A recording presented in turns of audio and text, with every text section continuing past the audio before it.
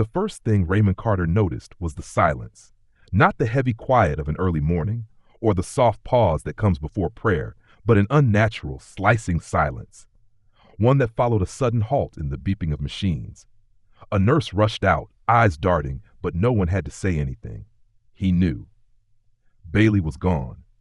The delivery room, a place that was supposed to be filled with cries and relief, had become a tomb before Raymond could even process the shift. He was still clutching the note she'd written weeks ago. Just in case. If it's a boy, name him Mason, it read. The note meant nothing now. There was no boy. There were two girls, two healthy baby girls who had survived something their mother hadn't. That contradiction settled in his chest like a stone. They placed the twins in his arms, swaddled and sleeping, unaware that the world they had just entered had already taken something from them. Nurses murmured something about paperwork. A doctor offered an apology that barely skimmed the surface. None of it mattered. There was only one thing real. They were alive. Bailey wasn't. Her funeral happened 3 days later, a rushed gathering of friends and distant relatives, most of whom disappeared once the final shovel of dirt hit the earth. The casserole dishes came and went. The sympathy cards turned yellow in the kitchen drawer. Raymond was left alone in a small Milwaukee house with two infants who didn't understand death or love or why the ceiling fan kept spinning. He named them Nora and Maddie. In the weeks that followed, Raymond didn't sleep. He didn't eat right. He didn't care. He paced the floor with babies strapped to his chest, whispering things he wished Bailey could hear. At times, he caught himself speaking to the air, asking for help, not from God, but from Bailey, who had always known what to do. But the only answers came in the form of empty bottles and unopened bills. Formula ran out on a cold Thursday morning. He hadn't noticed how low they were, hadn't planned ahead. He wrapped the girls in secondhand coats and walked across town, asking people on street corners where to find milk. A woman pointed him to a place called Hope Outreach. That's where he met Miss Ale. She handed him 2 bottles like she'd been expecting him. "We collect donations from nursing mothers," she said simply. "They're everybody's babies now." That was the first moment Raymond realized he wasn't completely alone. Not yet. There were still slivers of humanity in the cracks. Back home, he boiled water with a broken kettle and tried to remember the steps Bailey had once rattled off about sterilizing. He stitched together diapers from pillowcases and learned how to read fever by instinct. Sometimes, he just sat between the cribs playing old voice messages from Bailey's phone until the battery died. The house never felt more hollow. He returned to work sooner than expected, back at his auto shop. His boss offered him part-time hours, enough to keep the lights on. He kept the twins in a pack-and-play in the corner of the garage, bribing nearby teens with pizza slices to keep an eye on them during oil changes. It wasn't ideal. It was survival. People started whispering. They called him foolish, said babies needed a woman's touch, said men like him didn't know how to raise girls. Someone even dropped a Bible pamphlet in his mailbox about God's design for family. He burned it without reading it. One Sunday, a customer refused to pay because Raymond smelled like sour milk. Another time, the health inspector stopped by and asked about the child care situation. He nearly lost his license. That night, he considered giving them up. Just for a second, just long enough for the thought to terrify him. He made a decision instead. He sold his old Camaro, the one Bailey loved, the one they'd rebuilt together in the early years when they still believed life had a pattern. The money bought a second-hand washer, a mini fridge, and 6 months' worth of diapers. More importantly, it bought him time to figure things out, time to breathe. By the 3rd month, Nora was grabbing her feet and Maddie was experimenting with shrieking at full volume when ignored. Raymond bought earplugs. He learned to nap with one eye open. The girls were growing, gaining weight, smiling crooked, toothless smiles at the ceiling fan. A few neighbors softened. Mrs. Dorsey from next door started dropping off soup. Someone left a bag of onesies on the porch with no note. He didn't ask who. One afternoon, he fainted while installing a carburetor. Woke up on the shop floor to the village chief's wife holding a bottle of Pedialyte and glaring at him like he was a disobedient child. She didn't ask for permission. She organized a team. 4 women, rotating days, laundry, hot meals, early childhood tips. Raymond was too exhausted to argue. He let them in. Miss Isle came by every evening with fresh bottles. Bailey helped me get my GED, she once said, not expecting a response. Raymond nodded. He started keeping a log. Feedings, ounces, diaper changes. Not because anyone asked him to, but because he needed proof he was doing it right. The notebooks piled up. His tools grew dusty. 6 months in, the twins were sleeping through the night. Kind of. He no longer cried in the pantry. Not as often. He didn't miss Bailey any less, but he learned how to talk to her in his head instead of out loud. He told her every night what the girls did that day. How Nora tried to eat her sock. How Maddie figured out how to roll off the couch and land safely on a pillow. He stopped praying for strength, started building it instead. Each day was a ledger of small wins, a new sound, a clean bill of health, a borrowed laugh from Bailey's memory. Raymond still didn't know if he was doing any of it right, but he was doing it, and that had to count for something. By the time Nora and Maddie turned 5, Raymond had turned fatherhood into a full-time vocation and part-time miracle. He'd figured out how to make pancakes that weren't rubbery, braid lopsided pigtails, and could recite Good Night Moon backward from memory. The girls were bright, curious, loud, and left crayon trails across every surface in the house. The garage-turned-living room had survived the baby years and now wore its wear and tear with pride. But Raymond was tired. Not the kind of tired that sleep could fix, but the bone-deep exhaustion of doing everything alone. He didn't miss Bailey less, but he missed being seen. That's when Denise appeared. A quiet woman with a reputation for good casseroles and sad eyes. Widowed 2 years earlier. She worked part-time at the school canteen and always offered Raymond a warm smile at pickup. He noticed how the girls seemed to like her, especially when she brought them homemade cookies. She complimented his carpentry projects and once helped untangle Maddie's hair without a single tear. She never pushed, just hovered gently, like someone waiting for permission to care. They started having coffee after school, then dinners once a week. By fall, she was helping fold laundry on Saturdays. When she said, "I'd treat them like my own," Raymond wanted to believe her. He wanted stability. He wanted something more than routine. The wedding was modest. A few chairs under the oak tree in the neighbor's yard. Nora and Maddie wore matching yellow dresses and danced barefoot in the grass. Denise looked happy. Raymond looked hopeful. For the first time in a long time, the house smelled like cinnamon and sounded like more than just him talking to himself. For 6 months, everything felt like it might finally hold. Then came the Thursday. Raymond had been late getting home from a last-minute job repairing a neighbor's porch railing. The sun was already setting. He walked into the house and heard screaming before he could close the door. Not tantrums, not play, real screaming.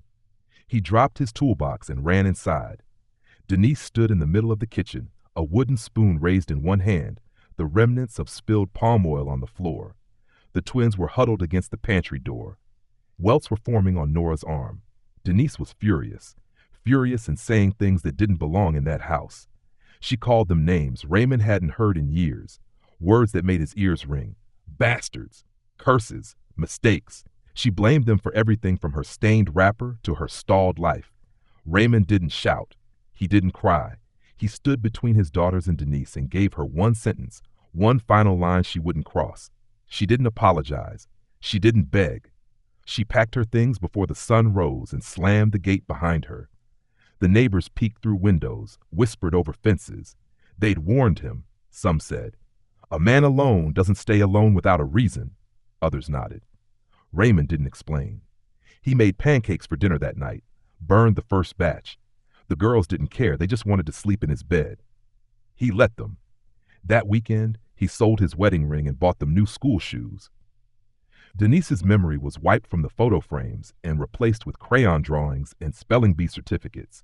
He rewrote his vow. No one else would come before them again. The following weeks were quiet but steady. He picked up extra jobs to cover the semester's tuition, started waking up earlier to iron uniforms and prepare flashcards. Sometimes he forgot to sign permission slips or missed parent-teacher conferences, but the girls forgave him. They invented a handshake, 3 claps and a nose tap to seal every morning. Their promise to each other that no matter what happened outside the front door, inside they were a team. Gossip didn't stop. A few men from church pulled him aside after service and asked why he hadn't remarried. Children need balance, they said. A mother's touch. One suggested his daughters were growing up too wild. Another questioned what kind of example he was setting by putting them before his own future. Raymond nodded politely and built them a new bookshelf that night. Their room was filled with library books and science kits and broken radios Maddie insisted she could fix. They didn't ask for more. They only asked for time, and Raymond gave it to them. When the school announced a state-level spelling competition, entry fees were steep. Raymond worked through 2 nights straight in the garage repairing a vintage motorcycle to cover it. Nora placed third. Maddie made a diorama of the solar system and presented it to the whole class.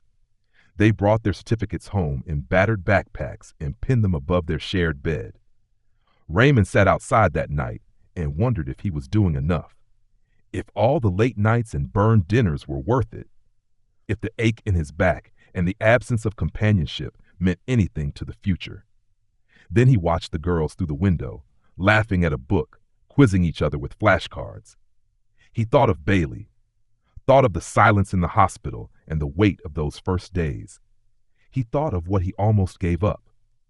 He hadn't raised them alone. Not really. Not with Bailey's voice still lingering in the corners. Not with the women who had shown up when he fainted. Not with Miss Ale delivering donor milk in the cold. Not with the neighbors who mocked but watched. Not with a town that didn't know what it was witnessing until it was too late to undo it. He wasn't doing enough. He was doing everything, and everything somehow was still just barely enough. By the time the twins reached 10, Raymond's garage had transformed into more than a workspace. It was a workshop, a reading nook, a classroom, and occasionally a dining hall when the kitchen was too cluttered with science projects. He'd added shelves for textbooks, hooks for backpacks, and a fold-down table for homework. Every scrap of wood he saved became part of the twins' world. Birdhouses, model bridges, even a failed attempt at a hamster maze that Nora swore could still work with adjustments. The business, though, wasn't keeping pace. His regular clients had aged out or moved away. Newcomers to the neighborhood favored mass-produced furniture. Raymond stuck with handmade. He believed in sandpaper and symmetry, not marketing. The custom desks and cabinets barely covered bills, and with junior high on the horizon, everything came with a fee. Lab kits, uniforms, library fees, even field trip insurance. He started skipping meals. He told the girls it was for health, a new diet, but they weren't stupid. They began saving coins from bake sales, keeping a jar labeled library lockers next to the microwave. Maddie started fixing old alarm clocks and selling them to teachers. Nora repurposed flyers into art and framed them for school fundraisers. They learned hustle by watching it every night. One afternoon, Raymond found himself staring at a notice taped to the front door. It was from the city. New licensing fees for small trades, mandatory safety upgrades, fire extinguisher compliance. Compliance would cost more than the shop's annual income. He sat down and didn't move for hours. Later that night, while folding laundry, he asked Nora to hand him his mother's cedar jewelry box, the one Bailey had once polished every spring. Inside were a few heirlooms and documents. Among them, the deed to the property. He held it like a confession. Maddie noticed but didn't ask. She just slid a hand-drawn "We love you" note under his mug and went to bed. 3 days later, he was at the county office asking how to list the property. The clerk looked at him, puzzled. "Are you sure?" Raymond said nothing, just nodded. By the time he walked out, a "for sale" sign was in his trunk. Words spread faster than fire.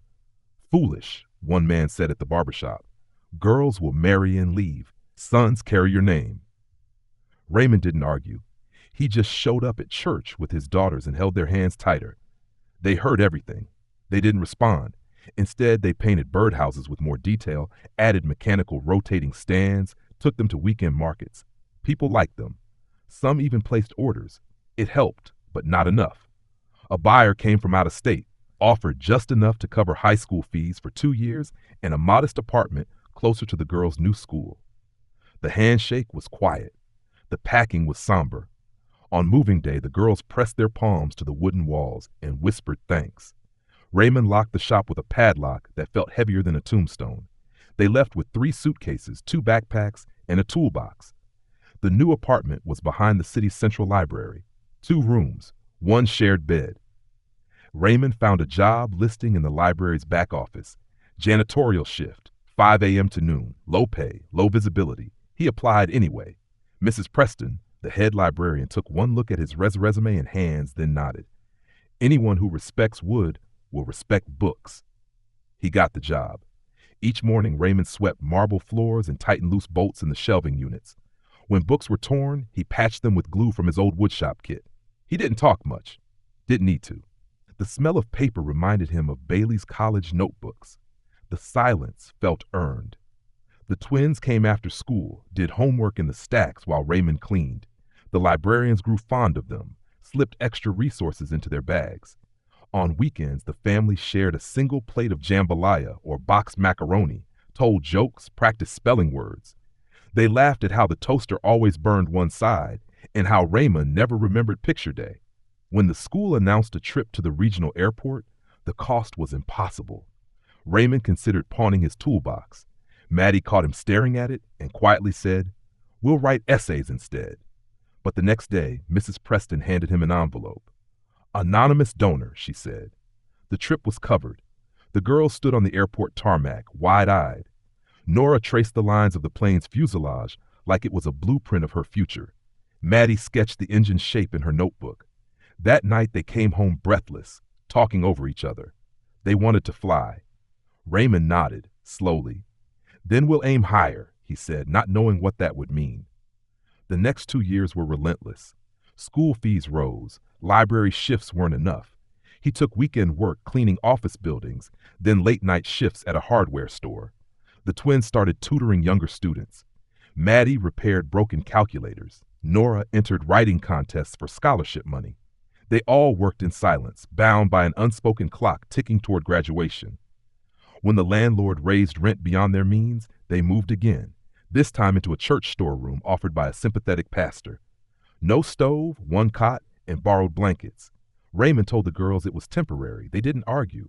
They just studied harder. One night, Raymond polished the floors too fast and slipped, spraining his back. Missed 2 weeks of work. Rent fell behind. Medical bills stacked up. He kept it quiet. The girls found out when they saw the eviction notice taped to the door. They said nothing. Just stayed up that night assembling more birdhouses. One sold for $40. It wasn't much, but it was something. Raymond watched them sleep that night, heads touching, arms crossed like bridges, and made himself a promise he didn't say aloud. He'd build again, not with hammers, not with cedar, but with every ounce of himself, even if he broke in the process. Senior year began with a notice pinned to the bulletin board. College application deadlines, financial aid instructions, scholarship packets. Nora copied every date into a notebook. Maddie made a spreadsheet. Raymond read them both twice, then stayed up late crunching numbers that didn't add up. The city's minimum wage hadn't changed, but the cost of everything else had. Textbooks were priced like antiques. Lab fees came with 3-digit attachments. Uniforms required logos stitched by specific vendors. Even bus passes had gone up. The part-time shifts Raymond picked up, cleaning stairwells, refilling soap dispensers, scraping gum off floors, barely paid rent, let alone college deposits. He started skipping his blood pressure medication. The twins didn't complain. Nora volunteered to shelve books after school. Maddie stayed late fixing power outlets at the library. Their hands grew tougher, their hours longer. They saved coins in a biscuit tin they labeled Sky Fund. Raymond smiled when he saw it, then cried later behind the boiler room. Applications opened in October. Nora aimed for Emerald Air Academy, one of the top aviation schools in the region. Maddie set her sights on Techfront University for avionics engineering. Their essays took weeks. They rewrote, revised, asked Mrs. Preston for feedback. Raymond read the drafts after work, lips moving silently as he traced each sentence. Nora wrote about the sound of jet engines making her heartbeat sync with takeoff, about growing up on library floors where knowledge smelled like old glue and ambition was borrowed from dog-eared pages. Maddie wrote about birdhouses and torque, about how fixing broken electronics taught her lift, drag, and resilience. They submitted applications and waited. Winter came fast. The library heating system broke for 2 days. Raymond worked in a sweater with holes in the sleeves. Maddie wrapped her textbooks in plastic to protect them from the damp. Nora stopped using the vending machine to save quarters for print credits. Acceptance letters arrived in early March. One came folded in thirds. No envelope, just a plain white sheet crammed into the mailbox. Raymond opened it first, hands trembling. Nora had been accepted to Emerald. A full letter, embossed seal, small scholarship attached. He read it 3 times before she came home. 2 days later, Maddie's letter came. She'd been accepted too, TechFront's mechanical engineering program, with a partial grant for research potential. The kitchen that night was loud with toasts made over instant ramen and jokes about becoming roommates in orbit. But when the tuition numbers were added up, celebration dissolved into strategy. They were still thousands short. Raymond stared at his toolbox for a full hour one Sunday morning. It was old, dented, smelled of pine and rust. Inside were the first tools he'd bought with Bailey, the same set he used to build the girls' cribs. He'd kept them sharp, even when he had nothing to build. He brought it to a pawn shop. The clerk turned it over, appraised it silently, and offered an amount Raymond didn't react to. It was insulting, but he nodded. He walked out with a wad of bills and blistering guilt. That night, he laid the cash on the kitchen table. Nora didn't ask where it came from. Maddie didn't either. They simply added it to the SkyFund 10 and wrote a new goal: first semester paid. Raymond picked up weekend work cleaning corporate offices uptown. The girls helped, wiping windows, organizing recycling bins. Some people mistook them for hired help. Raymond corrected them. "These are my daughters," he'd say. "One's going to fly, the other's going to build what she flies." Most laughed. A few gave them tips. September came with registration forms and supply lists. Nora needed a headset for flight simulations. Maddie required graphing software and mechanical drawing kits. They bought everything secondhand, patched together old laptops, shared one printer. Raymond borrowed a wheelbarrow to haul their things across campus on move-in day. Other families arrived in cars with tinted windows and trunks full of new bedding. The Carters came with cardboard boxes and borrowed blankets. Still, when it came time to say goodbye, Nora waved from the dorm elevator, and Maddie threw him a wink. Raymond stood in the lobby and watched the numbers climb. 1 to 3, 3 to 5, 5 to 7. He walked home with an empty cart and a heart trying to stay upright. In the months that followed, the twins adjusted to university life. Classes were intense. Nora struggled with aerodynamics and advanced navigation. Maddie barely survived calculus. The food was expensive, the dorms cold, the nights long. They shared a small dorm room, one desk, and a single kettle. Raymond called them every night with quotes written on napkins. Pressure turns rough stones into smooth ones. They wrote the sayings on their mirror, read them before exams. Maddie's laptop crashed during midterms, erasing an entire project. She borrowed lab computers during odd hours, often working until security made her leave. Nora stayed up, flashlight under the blanket, solving equations so her sister could use the desk. Exhaustion came in waves, but so did progress. At a campus symposium, Nora asked a visiting pilot a question about cockpit interface design. The pilot was impressed and offered to mentor her. A week later, she began training on professional flight simulators. Maddie entered an engineering competition and won first place with a bracket redesign that shaved 2 pounds off small aircraft wing structures. The prize money paid rent. They called Raymond in tears. He danced alone in the library hallway. But just as things steadied, Raymond slipped on wet tile at the library, sprained his back, couldn't work for a week. Rent fell behind again. Bills mounted. The twins picked up more cleaning shifts at their dorm cafeteria. They collected leftover food in jars to send home. Maddie started walking dogs for professors. Nora helped seniors type their essays for $10 an hour. By December, they'd made it through the first semester. Both had landed on the dean's list. Their classmates still arrived in Ubers and carried iPads. The twins still took the bus and wrote notes by hand. But no one could deny their place anymore. They were there. They belonged. That winter break, they came home to the church storeroom and decorated it with paper snowflakes made from old syllabi. Raymond had saved enough to buy a used space heater. They celebrated with boxed cornbread and canned chili. It wasn't much, but it was more than enough. Nora hung a drawing above their sleeping mats, a jet soaring into the clouds with three stick figures holding hands beneath it.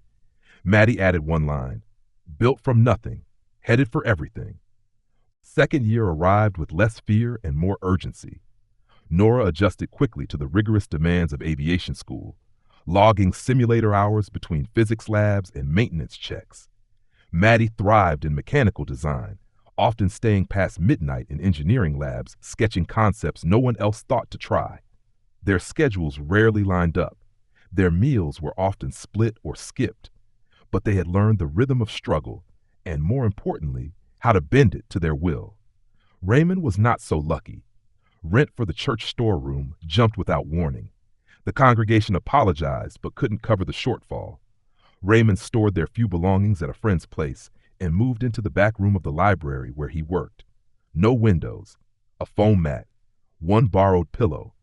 He told the twins he was upgrading the apartment to save them from worry. They didn't believe him, but they didn't press.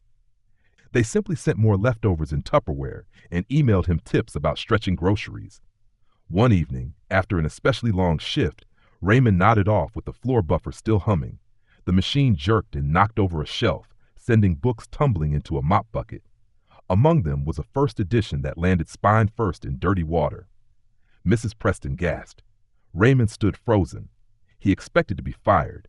Instead, she asked him to sit down. He told her everything, how long he'd been sleeping at the library, how he'd sold every tool he owned, how he hadn't bought new shoes in 3 years. She didn't cry. She didn't scold. She made a few calls. Within a week, a fundraiser was live, citing his decades of service and quiet sacrifice. Professors donated. Alumni shared the link. Anonymous envelopes appeared in the library Dropbox.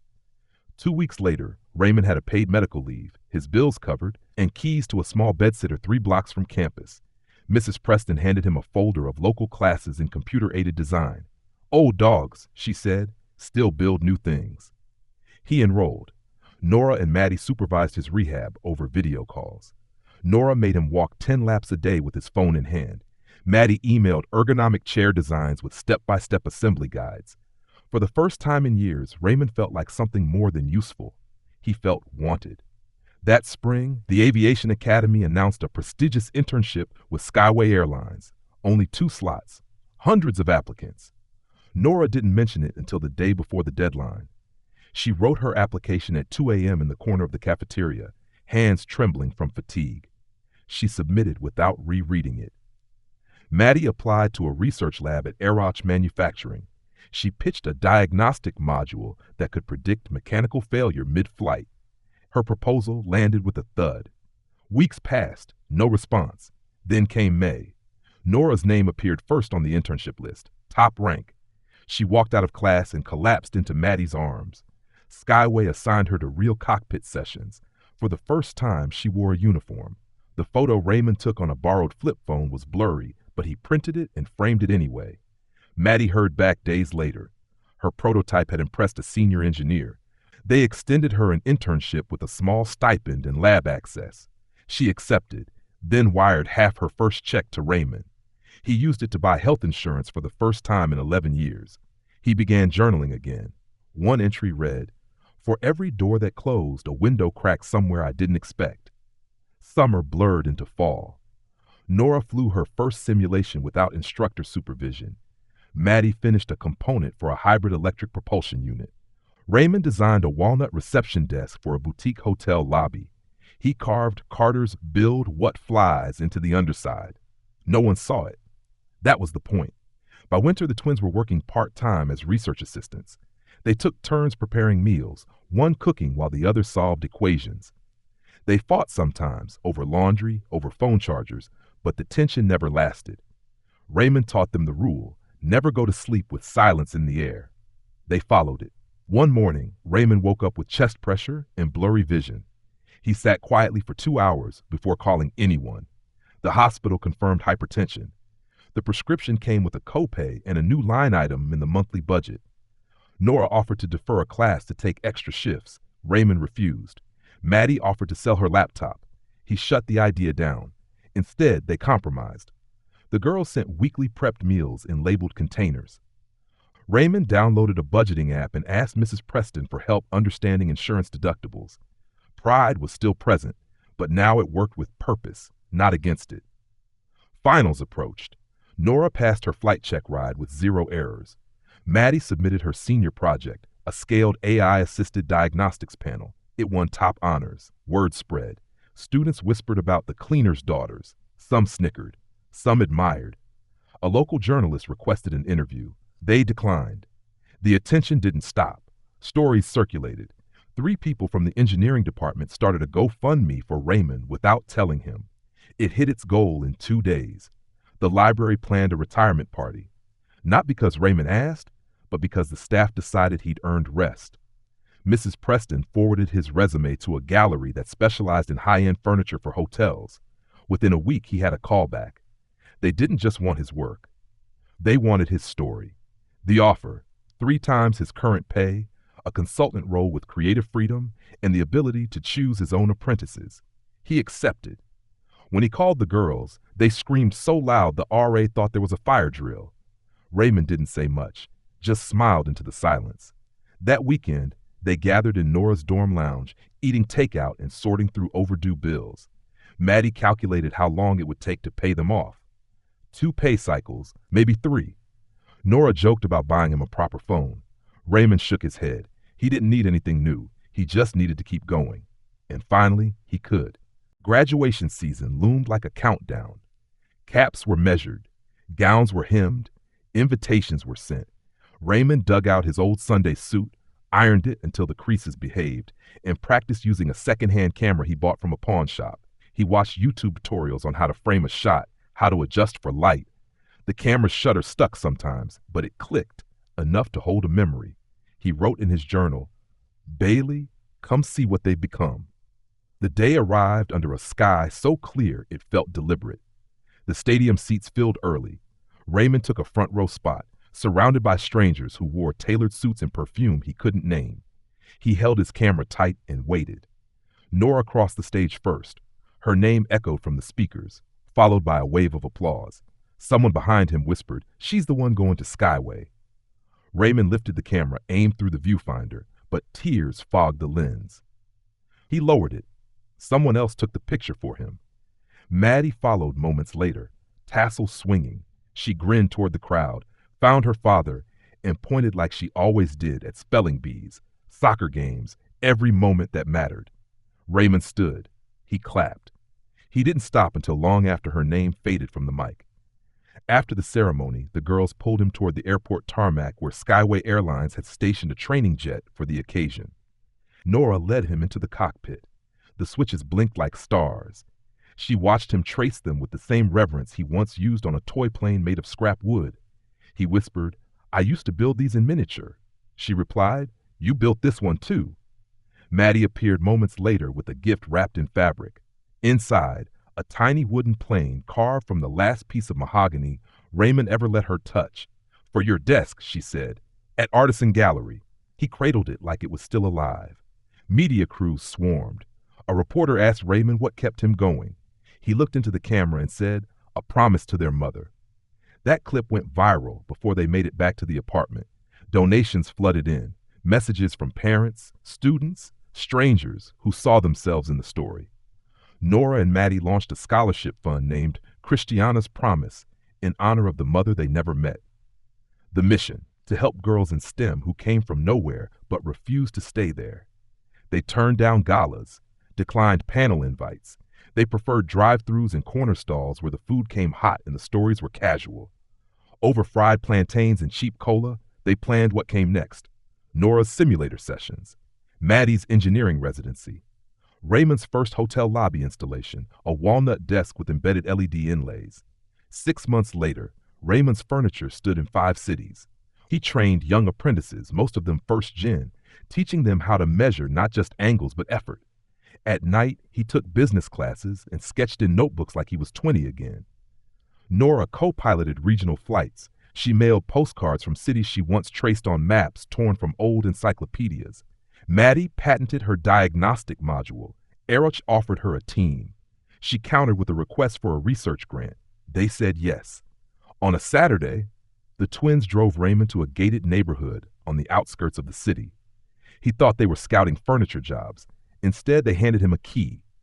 The house was cream-colored, with a gold plaque near the door. Duncan House. Inside, the walls held portraits of Christiana and the girls at every age. In the center, his original carpentry license framed. He said, "I can't accept this." Nora answered, "You once slept on a storeroom floor so we could have textbooks." He didn't argue again. The housewarming brought everyone: librarians, former classmates, donor mothers, apprentices, even skeptics who once called him foolish. Many apologized. Others stayed silent, stunned by the weight of what a father's promise could yield. That night, Raymond stood on the balcony and watched the sky. A jet passed overhead. He didn't know if it was Nora's. It didn't matter. It belonged to them now. All of it. With stability anchored, the twins turned outward. They proposed a project to the municipal council, a combined primary school and health clinic in Raymond's hometown, where children still walk 6 miles for checkups and many girls dropped out before 4th grade. The council offered land. The donations covered material. Raymond designed the desks, wider with left-handed access. Maddie installed solar panels. Nora taught aviation science on weekends, handing out paper plane kits made from recycled pamphlets. Opening day drew hundreds. Choirs sang. Skyway did a low flyover. Children squealed. Elders wept. Raymond gave a short speech. "People once told me I was wasting my time raising girls. Today, those girls are investing in everyone." The applause didn't stop for minutes. The school was named Christiana Memorial School and Health Center. Humility stayed at the heart of it. Each wall bore plaques with the names of early supporters: Miss Aiel, Mrs. Preston, every mother who once donated milk. The memory of sacrifice wasn't just preserved, it was honored. Weeks passed. The clinic reported drops in preventable disease. Enrollment tripled. A young girl announced her dream of becoming a pilot doctor. Maddie laughed and said she'd build the tools. Nora promised to teach her how to fly.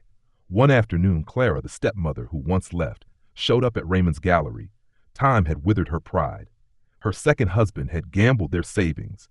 She asked for work. Staff tensed. Raymond brought her tea. She apologized. She admitted she'd been drowning in her own bitterness. Raymond offered her a small consulting contract. She would report to HR, not to him. That night he told the girls. Maddie clenched her jaw. Nora recalled a psalm. Mercy didn't erase the past. It just kept it from owning the future. Raymond didn't explain it to anyone, didn't post about it. He simply showed up the next day and built a bench with an inscription hidden beneath. Forgiveness isn't forgetting, it's freedom in disguise. The gallery hung it in the main lobby. Most visitors never saw the engraving, but that wasn't the point. Years folded into each other like pages in a well-read book. Raymond turned 70 quietly, surrounded by new apprentices and older tools, now polished with respect. His gallery commission spanned hotel lobbies, civic centers, and private collectors who requested pieces not just for design, but for story. Nora earned her captain's wings, flying transatlantic routes and collecting frequent flyer miles like childhood stickers. Maddie led a research division at Aerotech, developing composite fuselages that reduced fuel consumption by 15%.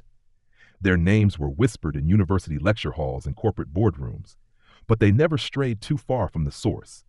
Every month, they sent updates, sometimes by text, sometimes by voice note, sometimes through old-fashioned letters when the news felt heavier. Raymond kept them all, filed by date, indexed by pride. The Christiana Foundation grew, sponsoring hundreds of girls in science and engineering programs nationwide. Raymond reviewed every applicant essay. He looked for hunger, not the kind for food, but for flight. On the 20th anniversary of the Christiana Memorial School and Health Center, dignitaries gathered for a ribbon-cutting ceremony on a new wing. Nurses, teachers, donors, and children filled the courtyard. A choir sang a song titled A Father's Promise, lyrics penned by Nora during a layover in Dublin. Maddie had arranged for it to be printed in Braille for blind students. Raymond stood near the front, leaning on a hand-carved cane Maddie had made from salvaged driftwood. It twisted like a tree branch, full of knots and character. He wore a linen shirt with the original Duncan House logo embroidered at the hem. A little girl tugged his sleeve. Her name was Amina, 7 years old. Wore mismatched socks and dreams far too big for her shoes. She looked up and said, "Sir, I want to be an aerospace engineer and help Captain Nora." He knelt, joints creaking, and whispered back, "Aim higher than the clouds, my child." A photographer captured the moment. The image spread across magazines under the caption, "Faith in Flight." That evening, the house was full. Apprentices mingled with pilots. Engineers clinked glasses with donor mothers. Librarians swapped stories with city officials. The air buzzed with soft triumphs, scholarships granted, patents approved, letters from girls who once sat on concrete floors now studying abroad. Raymond tapped his glass once. He didn't need a microphone. His voice, though quieter, still carried weight. "I used to think love was something you gave until it ran out," he said. "But I've learned it's the only investment that grows the more you spend it. You're all proof of that." Nora presented the final surprise, a short documentary produced in secret, stitched from home videos, news clips, and interviews. It opened with grainy footage of Raymond sweeping a library hallway. It ended with a time lapse of the school being built, a plane lifting off in the background. When the lights came on, no one spoke for a full minute. Raymond stood, walked to the balcony, looked up. The stars were out, the same ones he used to trace through holes in the roof of the old storeroom. Now they shimmered above a mansion built not from bricks, but from vows. He didn't know which jet was Nora's anymore. Didn't matter. Every engine hum felt like a prayer returned. Later that month, Nora and Maddie took him to visit the newly expanded Donor Milk Center, now serving 5 districts. A plaque hung at the entrance, in honor of every unseen hand that held us. It listed names, Miss Isles near the top. Below, smaller print, initial recipients, Nora Carter, Maddie Carter. Nora addressed the staff. "You saved our lives drop by drop. Today, we fly because you believed." On the drive back, Maddie played an old voicemail from Raymond, one they'd kept for years. He was reciting a quote, "Every child is a runway. Clear the debris, and they will take off." The car was quiet for a while after. The next week, Raymond visited Christiana's grave. He placed cedar shavings on the soil, cut into the shape of wings. The twins stood beside him, each holding letters they'd written to the mother they never met. Nora's described her first international flight. Maddie's detailed a patent she filed. They didn't cry. They just stood there, together, as the wind passed through the trees like applause. Back at the house, Raymond sat by the window, watched a plane cross the sky, didn't need to know the pilot's name. Somewhere, someone would land because someone else once believed they could. That was legacy. Not money, not fame, but how many others took off because you stayed grounded long enough to launch them? He leaned back, closed his eyes, and for the first time since the silence in the hospital delivery room all those years ago, he exhaled completely. Thank you so much for taking the time to listen to today's story. It means more than words can express. This was more than just a journey of a father and his daughters. It was a reminder of how far love, sacrifice, and unwavering belief can take us, even when the road seems impossible. We hope it inspired you, made you think, or perhaps reminded you of someone in your own life who never gave up. If it touched your heart in any way, the simplest way to support our channel is to click the like button. Please take a moment to leave a comment below, letting us know what country you're watching from and how this story made you feel. Your thoughts matter to us, and they help build a global community rooted in stories that connect us all. And if you haven't already, don't forget to hit the subscribe button so you won't miss the next journey we share. From all of us here, thank you once again for your time, your presence, and your heart.